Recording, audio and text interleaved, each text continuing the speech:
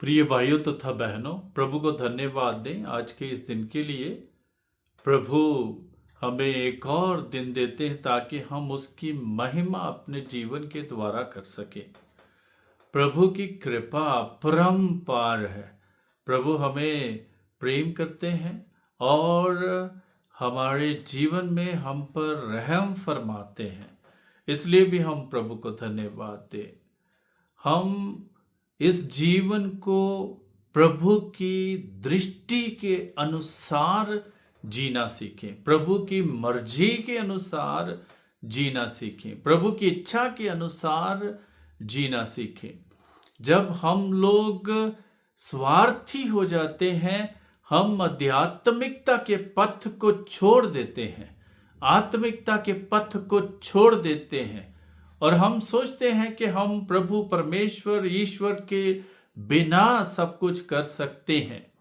लेकिन हमारी जो मानवीय शक्तियां हैं वे कमजोर पड़ जाती हैं और जब तक प्रभु का सामर्थ्य हमारे जीवन में कार्य नहीं करता है, हम बलवान नहीं हो सकते हैं, हम अपनी शक्ति में आगे नहीं बढ़ सकते हैं।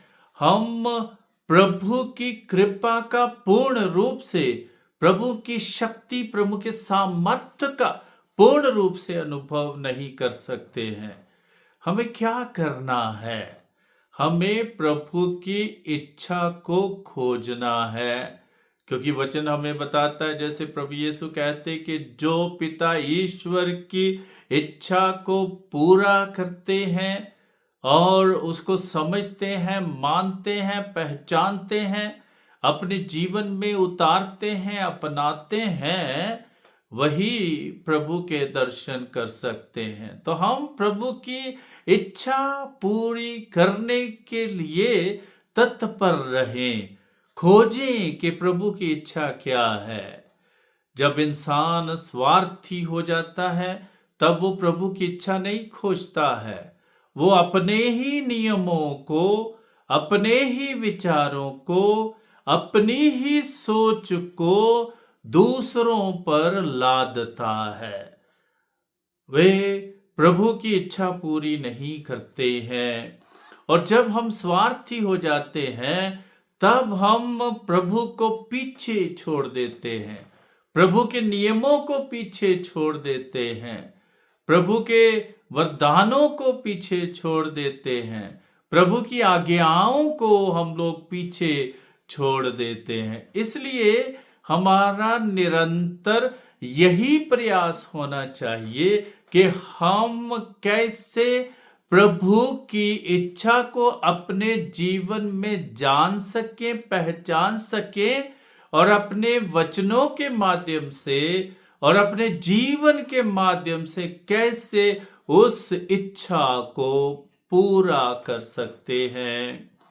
हम भटक जाते हैं, जीवन में भटक जाते हैं। जब व्यक्ति धर्म के रास्ते को छोड़ देता है, वो आतंक फैलाता है। जब व्यक्ति धार्मिकता का रास्ता छोड़ देता है, वो दूसरों को मारता पीटता है। जब व्यक्ति धर्म का रास्ता छोड़ देता है, नैतिकता को भूल जाता है और वही करता है जो उसके मन में आता है। लेकिन हम जो प्रभु के द्वारा रचित किए गए हैं, हमारी सृष्टि प्रभु के द्वारा हुई है, हमें प्रभु ने इसीलिए भेजा है कि इस संसार में हम शांति पूर्वक एक दूसरे के साथ रह सके, प्रेम पूर्वक एक दूसरे के साथ रह सके, हम एक दूसरे के साथ मिलकर स्वर्ग राज्य की इस संसार में स्थापना कर सके, स्वर्ग राज्य के लिए कार्य कर सके। लेकिन ये तभी संभव होगा जब हम अपने आप को आध्यात्मिकता के मार्ग पर, आत्मिकता के मार्ग पर, धर्म के मार्ग पर ले जाते हैं। तो हमें ये सोचना चाहिए, विचार करना चाहिए, इस संसार में दुख तकलीफ क्यों है, हमारे परिवारों में परेशानियां क्यों हैं, हमारे समुदायों में अशांति क्यों है, इस संसार में भय क्यों है, डर क्यों है? इसका कारण एक ही है कि हम प्रभु की इच्छा को अपने जीवन में पूरा करने में असमर्थ रहते हैं। तो हमें ढूंढना है, प्रार्थना के माध्यम से, प्रभु के वचन को पढ़ने के माध्यम से, सद्भाव के माध्यम से, अपने आप को प्रभु के वचनों के अनुकूल बनाने के माध्यम से, अपनी चिंताओं को, परेशानियों को, कठिनाइयों को प्रभु के चरणों में समर्पित करने के माध्यम से, अपने जीवन को पूर्ण रूप से प्रभु के हाथों में सौंप देने के माध्यम से हम प्रभु की इच्छा को जान सकते हैं, हम प्रभु की मर्जी को जान सकते हैं।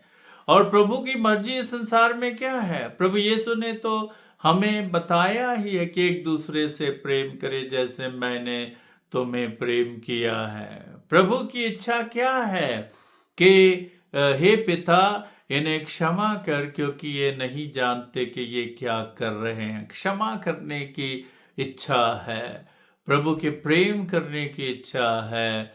और प्रभु यीशु कहते, मैं तुम्हें वो शांति प्रदान करता जो संसार तुम्हें नहीं दे सकता है।